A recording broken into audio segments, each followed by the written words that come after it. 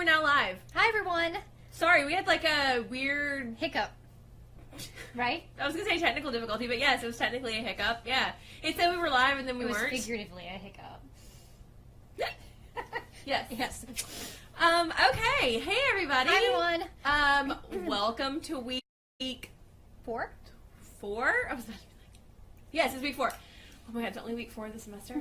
Welcome to week 4. And it's only Tuesday. Of Marx Library Instagram Live. Or Marx Library Live on Instagram at 1:45. Whatever you want to call it. We're here. You could go ahead and say, I guess, who we are.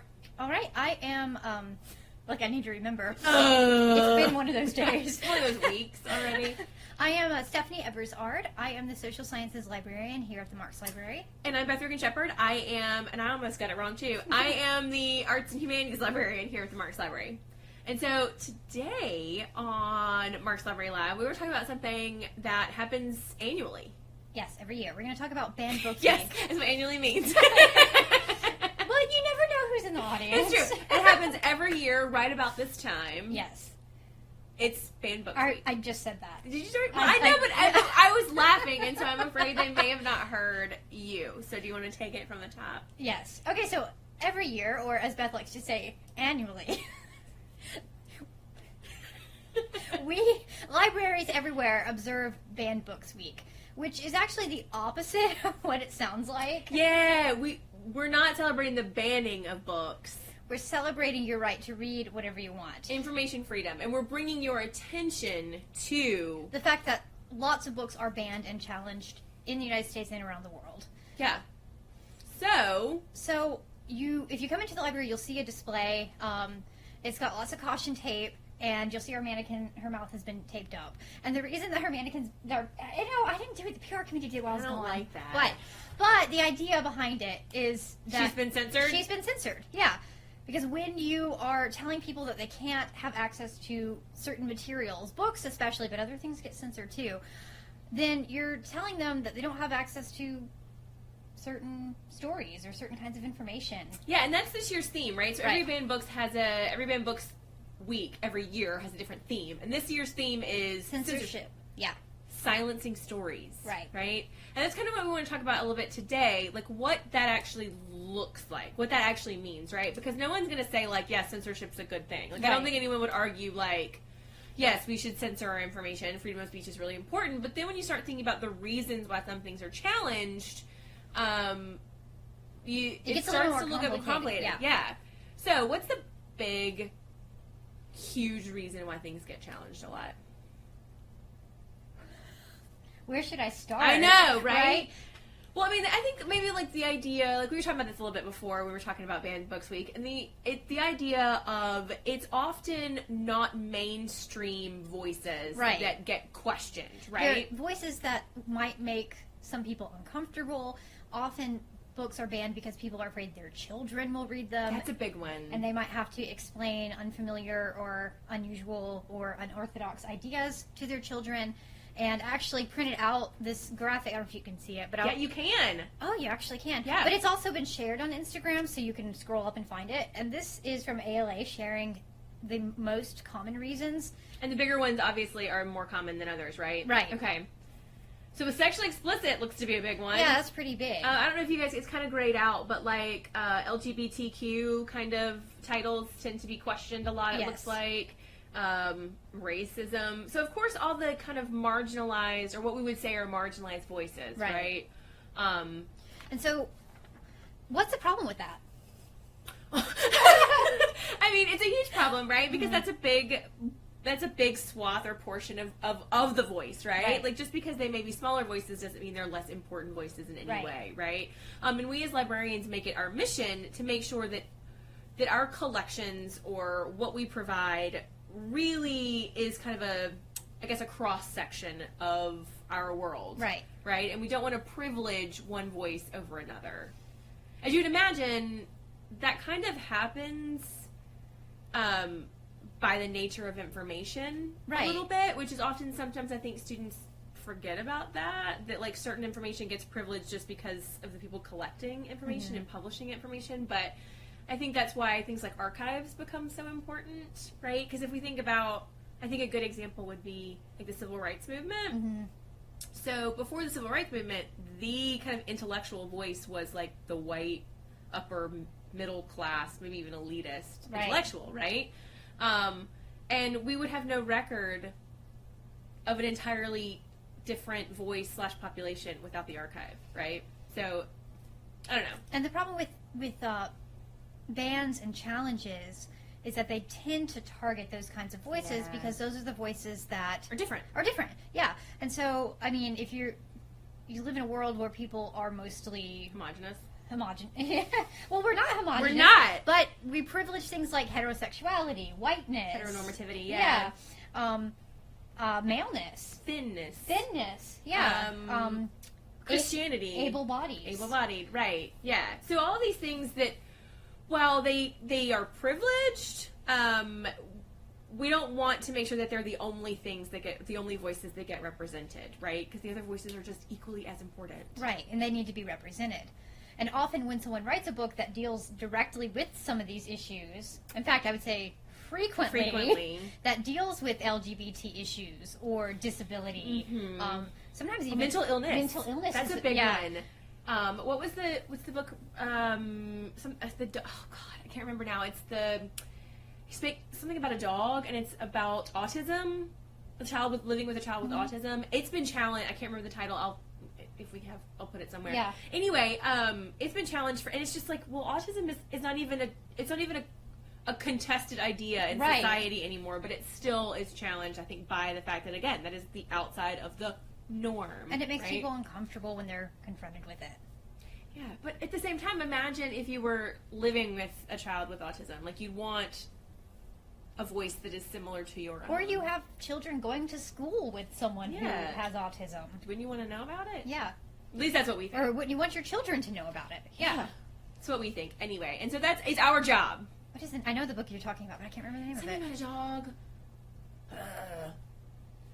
And no comments coming up to help us. It's something like A Night with a... It just sounds, is it The Curious Incident of the Dog in the Nighttime? Yes! Yes, okay. Oh my God, okay. Okay, yeah, that's Yay! it. Okay. I was like, it's something about a nighttime with a dog, but that sounds real weird. So it's The Curious Incident in the Nighttime... I just lost The Curious Incident with the dog in the nighttime, or a curious incident in the nighttime with the dog? Of the dog in the nighttime. Of the dog with the nighttime. Right.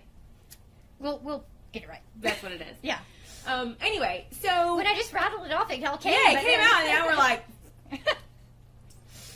So what else is happening? So that's kind of Banned Books Week, and that's the theme for this year is drawing attention to those smaller voices that may often get censored or marginalized, right? So what we've done in the library to highlight some of this is we have pulled almost all of the books in our collection that have been challenged or banned. Really? Yes. Okay. Based on last year's list. Ooh. So, those are available for you to check out. I would encourage you to do it, Yes. just to be a radical. That's right. Come rebel. Check out a book. Check out more than one. And you can find all of those downstairs. Some of them are next to the circulation desk, and some of them are down in the pit next to Libby. You can't miss them. Libby. They're covered in caution tape. Yeah. So, what are some titles down there right now? I mean, we know the big ones. You want not big ones? Give me some. Just rattle some off. The Harry Potter books are always down there. Sorcery! Yeah, Catcher in the Rye is down there. That's a big one. That's profanity, right? Yeah. Slaughterhouse 5 is down there. That's just, probably propaganda. Propaganda. I'm trying to think of what else is down there.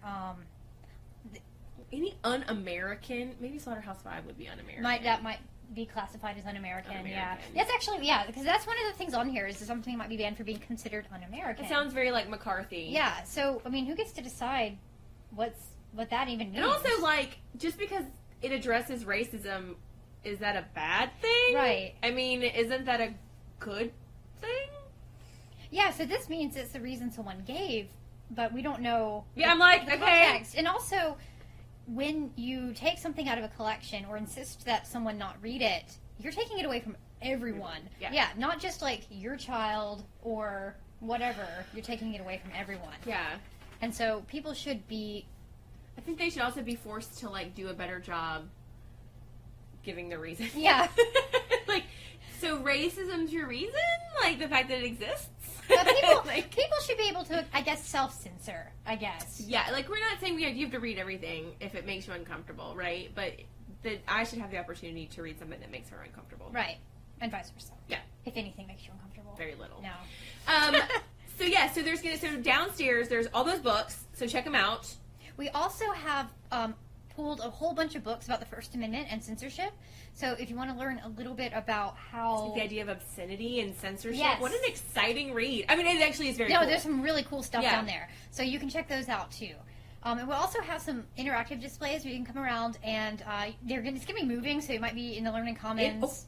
It's interactive and dynamic. Uh-huh. Whoop, whoop. Yeah. Yeah, we're stepping up our game. It's actually just... Next week, It's holograms. actually just that ugly board over there. Hey, next week, holograms. But the nice thing that's cool about the ugly board is you can write all over it without feeling guilty. And we want you to come and write, and there'll be different questions concerning the First Amendment, banned books, things like if you had to commit a book to memory, you know, like they do in Fahrenheit 451. Oh, God. What would you commit to memory? What does the First Amendment mean to you? Those kinds of things. Wow. So- those are some deep questions Yeah. for between your, like, Starbucks Yeah. coffee break. If I had to memorize a book, what would it be? I don't know. That's really hard. That's really, really hard. Yeah. I don't know. What book would you take if you only had one book? Ever? I know. I Can I don't have know. a genre? Right? Can I take Even a one? series, maybe? Of, like, can I take one, One of each? of these different things? I don't know. That's hard. I feel like what would be the smart thing to do would be to get together with a group of people Mhm. and, like, decide. So you could have, like, a library. Like, you take all these Absolutely, yeah. important books. Which is what they do in Fahrenheit. Right. Yeah. We got someone. Is that the title of that book? The numbers always sound funny when I say them out loud. Fahrenheit 451? Yeah. Yeah. Okay. Yeah, it's weird, though. There's something If you about. haven't read it, It's an amazing and it's book. probably often challenged. Oh, very frequently challenged. So it's yeah. probably down there. Which is really funny, actually. I know, because it's about It's about banning books. censorship. Yeah. Which It's about burning books. it's like meta. You're like, did you know you're challenging the thing that's like Eh. talking about not okay. I don't think there's a whole lot of self-reflection going on sometimes when you're there. Okay, so that's being books week. So be on the lookout for that stuff happening downstairs, and that's happening roving, but we're like learning commons, public spaces, Yeah. kind of Maybe situation. outside the Starbucks, kinds of. We're not gonna like hide it on the fourth floor. Is the idea? You'll see it. You'll see it. So take a minute, think about these things, and then come prepared to write your answer. Because I know I'm going to. I'm going to think about it. Yeah. Because I can't just pop off a book title. No. I mean, I just stress. figure someone else will handle like Shakespeare and stuff, right? Yeah, So like I can- somebody's going to yeah. be boring enough to pick that. So I could choose something else. We can choose something, more rogue. I think I'd have to commit some Kurt Vonnegut to memory. Yeah. I was going to say I'd like to commit some Joyce, but I don't think my memory could do that. That would be horrible. I mean, can you imagine trying to recite, like, the Lotus Eater portion of Ulysses? I mean, like, it would be insane. I know, like, it would be insane. Yeah. Like, I'd be like, words. Yeah. All the words. Have a nice short narrative. I know. Like, turn the screw. Very short. Novella. Okay. Daisy Miller. Okay, so that's Bam Books. That's it. Okay, so... We are 15 minutes. So. Oh, perfect. Yep. All right, so I'm sure there'll be all kind of, if there already is, there will be more exciting social media things related to Bam Books forthcoming. So, if you are not following us on... Then make sure you do follow us. So, you're already following us on Instagram. You can follow us on Twitter if you want.